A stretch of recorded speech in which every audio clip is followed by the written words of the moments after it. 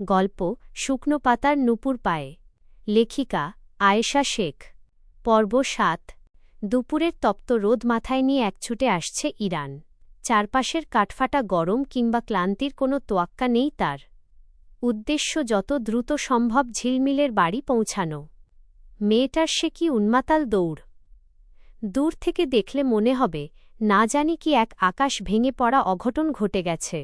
তীব্র বেগে ছুটতে ছুটতে সে একসময় চৌধুরী ভিলার প্রধান ফটকটা ধপাস করে ঠেলে ভেতরে ঢোকে। সেখানে ১ সেকেন্ডের জন্য দম নিয়ে আবারও পদাতিকে গতি বাড়ায় সদর দরজার দিকে। কিন্তু বিপত্তিটা ঘটল ঠিক বারান্দার সিঁড়িটা পার হতে গিয়ে। প্রবেশদ্বারের কাছাকাছি পৌঁছাতেই হুট করে লোহার মতো শক্ত এক মানবদেহের সাথে প্রচণ্ড জোরে ধাক্কা খায় সে। ধাক্কার তীব্রতা এতটাই লাগামহীন ছিল যে বেসামাল ইরান কয়েক কদম পিছিয়ে যায় এবং দাঁতের মাড়ি কেটে নোনা রক্তের স্বাদ পায়। যন্ত্রণায় কোঁকিয়ে উঠে ২ হাতে নিজের মুখ চেপে ধরে ইরান। চোখজোড়া মেলতেই তার দৃষ্টির সীমানায় ভেসে ওঠে এক অচেনা যুবক। ২ হাত কোমরে গুঁজে রীতিমতো অগ্নিদৃষ্টিতে সে তাকিয়ে আছে এই অনাহুত অতিথির দিকে। যুবকটি বেশ রাগান্বিত স্বরে ধমকে ওঠে, চোখ কি কপালে থাকে তোমার? এভাবে দিকবিদিক জ্ঞান হারিয়ে এসে গায়ের ওপর পড়ছ? কে তুমি? ইরানের মুখ থেকে কোনো শব্দ বের হল না। সে নিথর, স্তব্ধ, বাকরুদ্ধ। চোখের সামনের পুরুষালী অবয়ব, সুগঠিত চেহারা আর চোখের সেই ধারালো চাউনি দেখে সে এক নিমেষে সব ব্যথা ভুলে গেছে। রূপের এমন এক পশলা রাজকীয় ঝলকানি দেখে মুগ্ধতায় তার ভেতরের সমস্ত হিতাহিত জ্ঞান যেন উড়ে গিয়েছে। মেহরাজ ইরানের এই অবশ ভাব দেখে ওর চোখের সামনে নিজের ডান হাতটা নাড়াতে থাকে। এই যে হ্যালো, তোমাকে বলছি। কোন দুনিয়ায় আছো? কে তুমি? তবুও কোনো সাড়া শব্দ নেই মেয়েটার। ইরান তখনও পলকহীন চোখে এক ধ্যানে তাকিয়ে জাদুমুগ্ধের মতো যুবকের রূপসুধা গিলতে ব্যস্ত। মেহরাজের এবার নিজের বিরক্তি চরমে পৌঁছে গেল। বেশ চড়া গলায় ধমকে ওঠে, আজব তো! একে তো ঝড়ের মতো এসে গায়ের ওপর আছাড় খেলে তার ওপর একটা ভদ্রতাসূচক সরি পর্যন্ত না বলে বোকার মতো দাঁড়িয়ে আছো। সে আর নিয়ন্ত্রণ রাখতে না পেরে ইরানের কাঁধে হাত দিয়ে একটা মৃদু ঝাঁকুনি দিয়ে বলে, তোমাকেই বলছি। What the hell is wrong with you? কাঁধের ঝাঁকুনিতে এতক্ষণে যেন মোহাচ্ছন্ন ঘোর কাটে ইরানের। হুঁশ ফিরতেই অপ্রস্তুত হয়ে আমতা আমতা করে বলে, সরি ভাইয়া, আসলে আমি খেয়াল করিনি। খেয়াল করবে কিভাবে? এমন পাগলা ঘোড়ার মতো ছুটলে তো দেওয়ালের সাথে ধাক্কা খেলেও টের পাবে না। মেহরাজ বেশ ঝাঁঝালো গলায় শোনায়।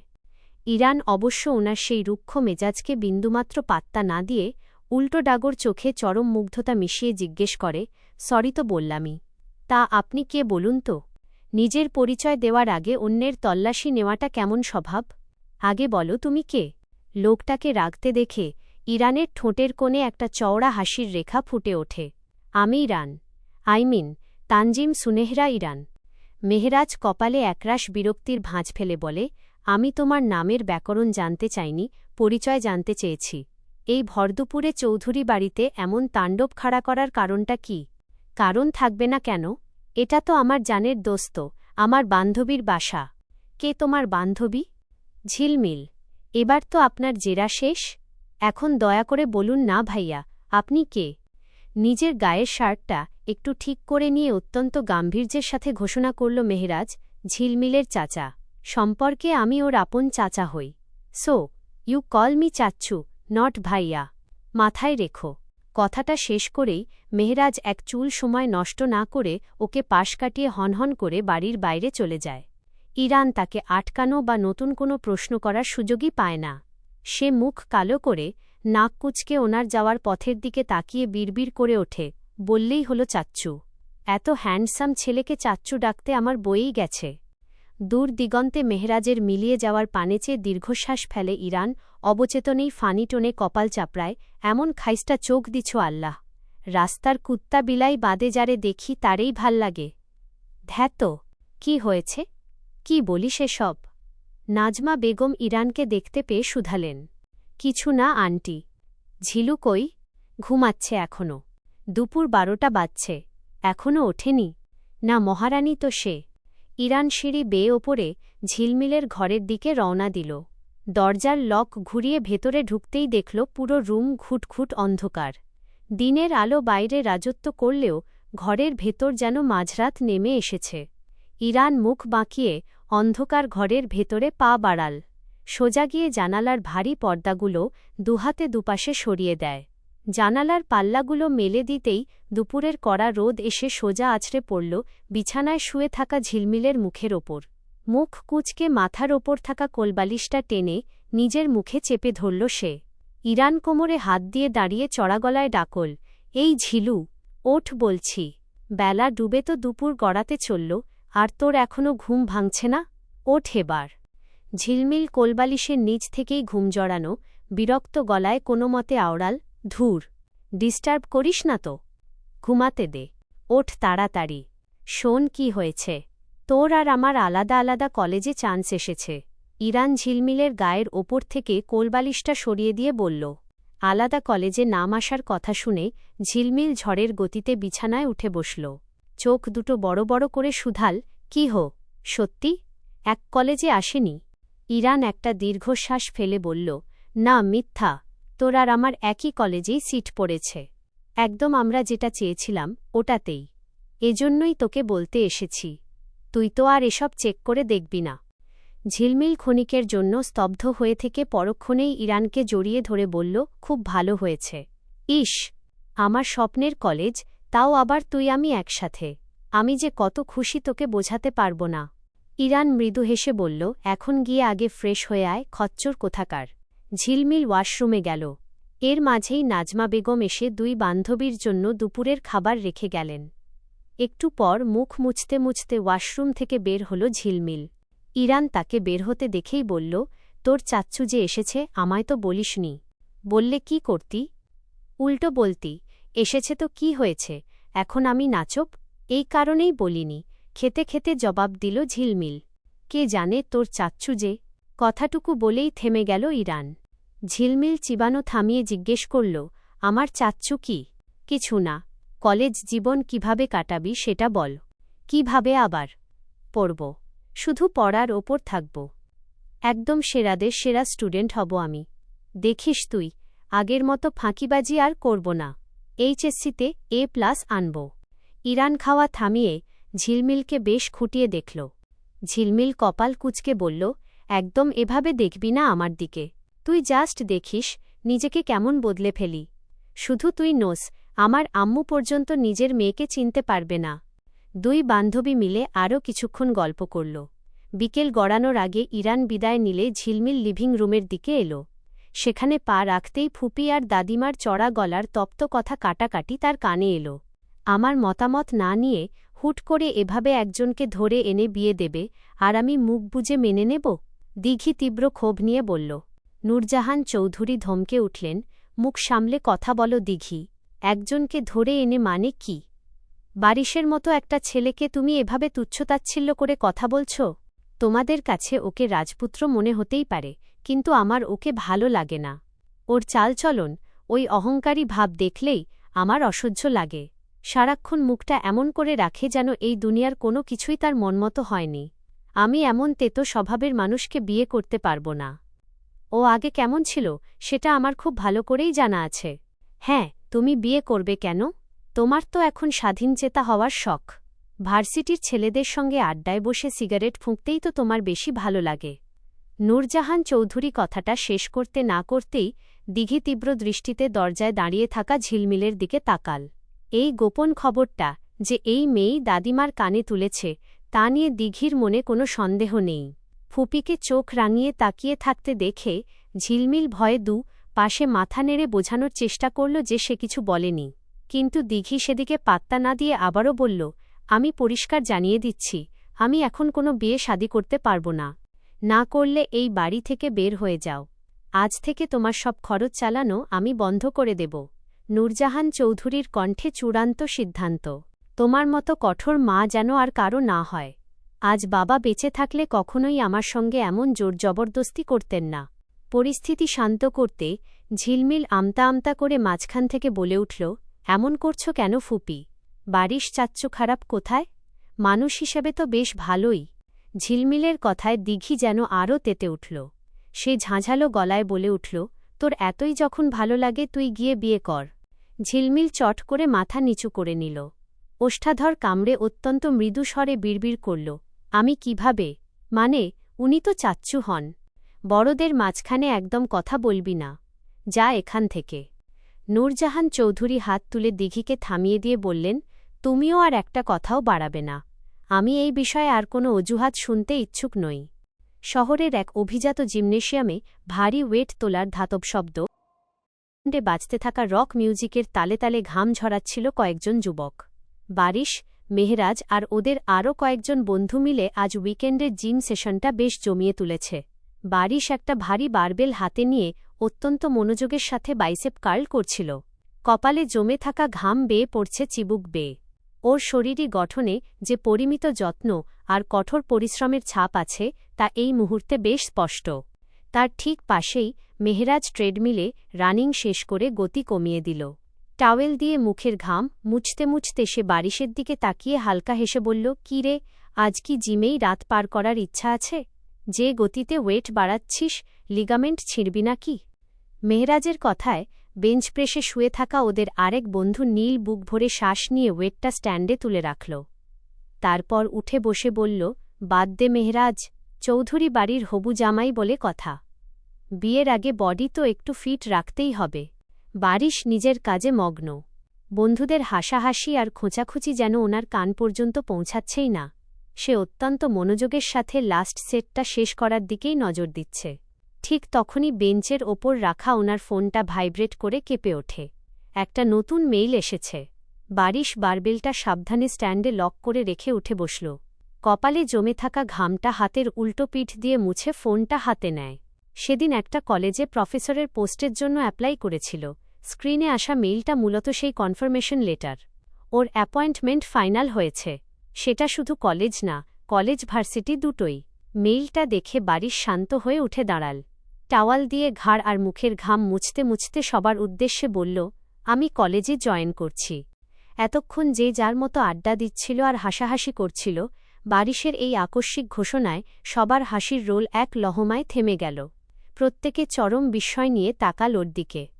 নীল হাতের পানির বোতলটা নামিয়ে রেখে চোখ কপালে তুলে বলল, কলেজে মানে? Are you planning to get admitted into college again at this age? তুই আবার কলেজে ভর্তি হবি কেন?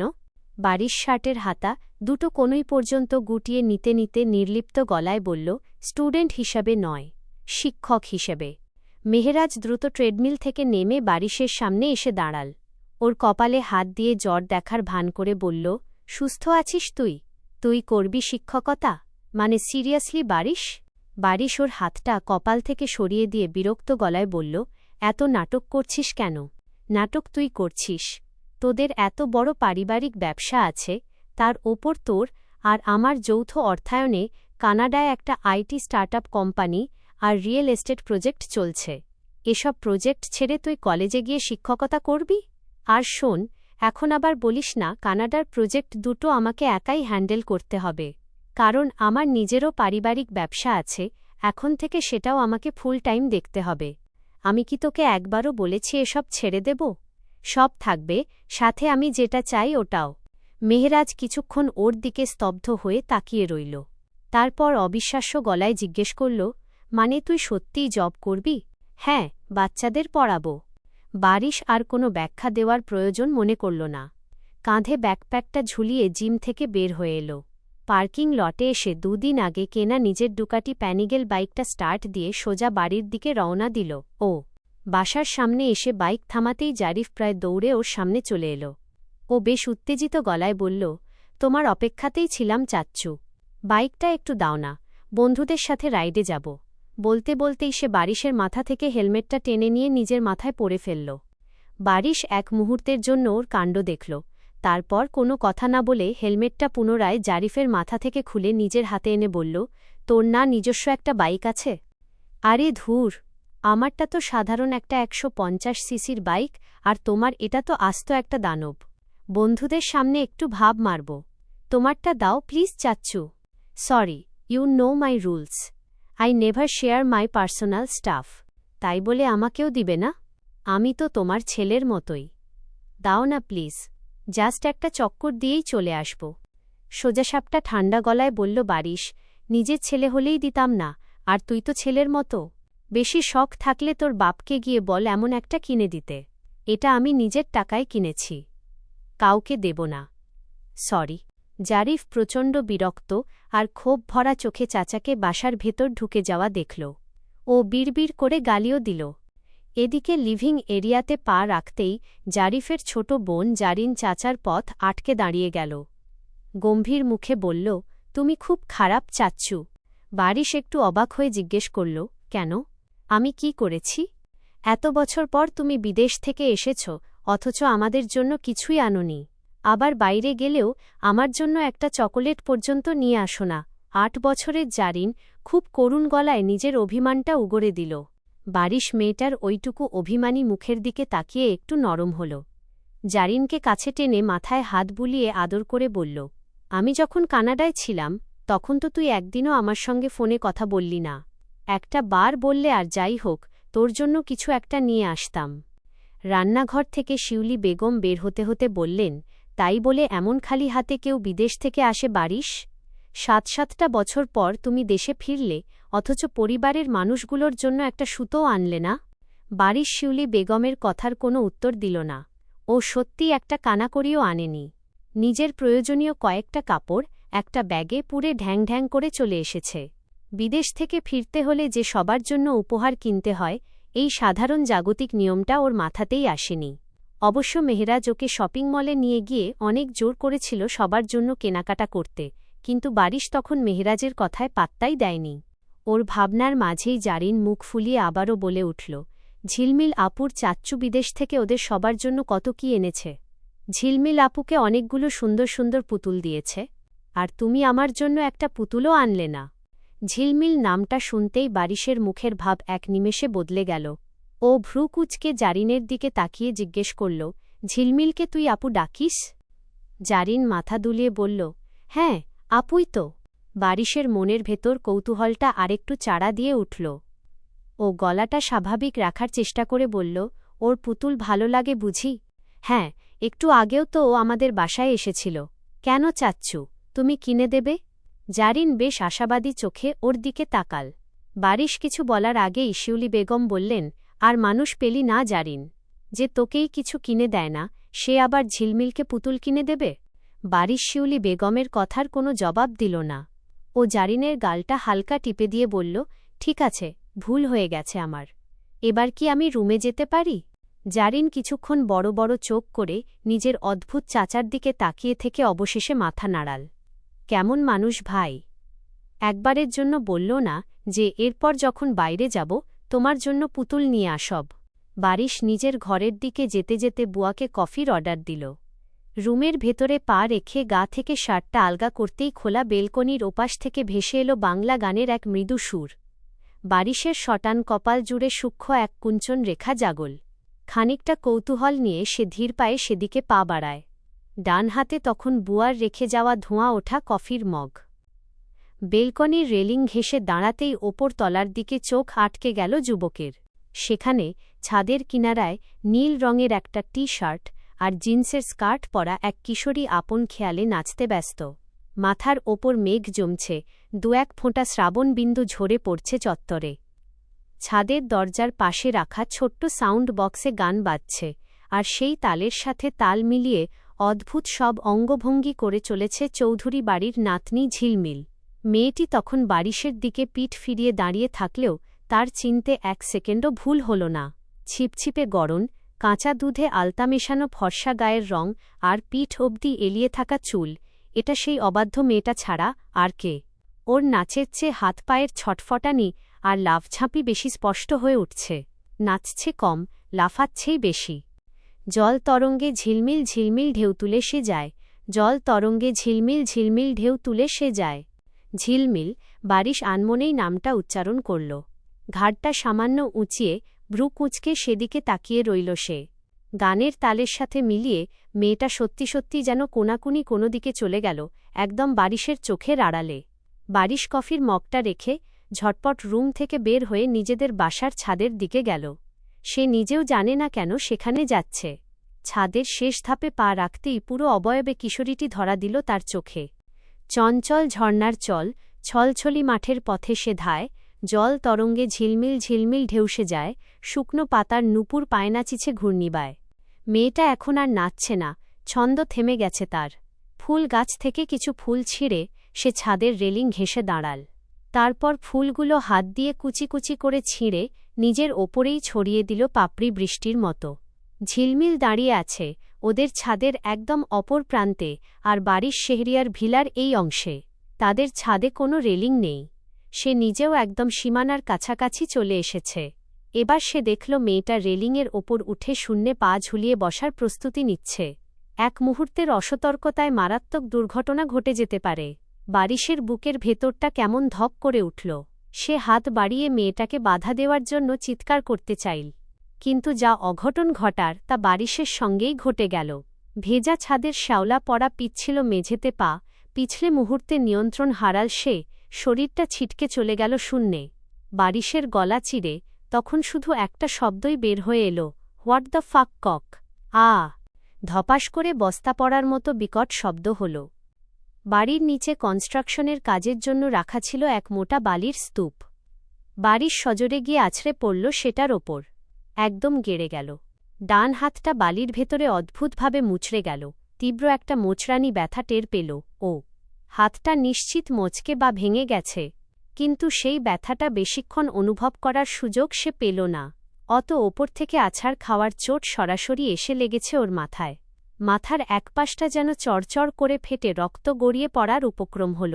চোখ মেলে তাকানোর চেষ্টা করল বারিশ, তবে একঝাঁক জোনাকি পোকা ছাড়া কিচ্ছু দেখল না। বিড়বিড়াল, ইডিয়ট, স্টুপিড মেয়ে। ব্যথার তরঙ্গ শিরদাঁড়া বেয়ে মাথায় গিয়ে ধাক্কা দিতে লাগল। মনে হল মাথাটা শর্ট সার্কিট হয়ে চোখের সামনে জ্বলন্ত স্ক্রিন হঠাৎ বন্ধ হয়ে যাওয়ার মতো পুরো পৃথিবীটা 1 সেকেন্ডের মধ্যে ব্ল্যাকআউট হয়ে গেল। কোনো কিছু ভাবা বা বোঝার আর কোনো সুযোগই রইল না। মুহূর্তে সব ফাঁকা, একদম ডিরেক্ট অজ্ঞান। বারিশের সেই আকাশ কাঁপানো তীব্র চিৎকার, আর ঠিক তার পরপরই নিচে কিছু একটা পড়ার বিকট শব্দ, দুটোই ঝিলমিলের কানে এসেছে। দ্রুত পায়ে দৌড়ে ছাদের এই পাশের কিনারায় এসে দাঁড়াল। নিচের দিকে তাকাতেই চোখ দুটো ছানাবড়া হয়ে গেল মেয়েটার। বড় বড় চোখ করে ও দেখল বালির ঢিবির ওপর 4 হাত পা ছড়িয়ে একদম নিথর হয়ে পড়ে আছে ফাইজান বারিশ শেহরিয়ার। পরনের কালো স্লিভলেস গেঞ্জি আর ধূসর ট্রাউজারের ওপর বালির এমন আস্তরণ পড়েছে যে পোশাকের আসল রংটাই ঢাকা পড়ে গেছে। ধুলোবালিতে মাখামাখি হয়ে একদম চেনা যাচ্ছে না। ও 2 হাতে নিজের মুখ চেপে ধরে পুরো বাড়ি মাথায় তুলে চেঁচিয়ে উঠল, ও হাল্লা, বারিশ চাচ্চু! হায় হায়, বারিশ চাচ্চু তো মরে গেল। ঝিলমিল পাগলের মতো সিঁড়ির দিকে দৌড় লাগাল। ছাদ থেকে নিচে নামতে নামতে ও চিৎকার করে পুরো বাড়ি জানান দিতে লাগল, কোথায় তোমরা সবাই? ফুপি, তুমি কই? জলদি আসো, তোমার হবু বর তো শেষ।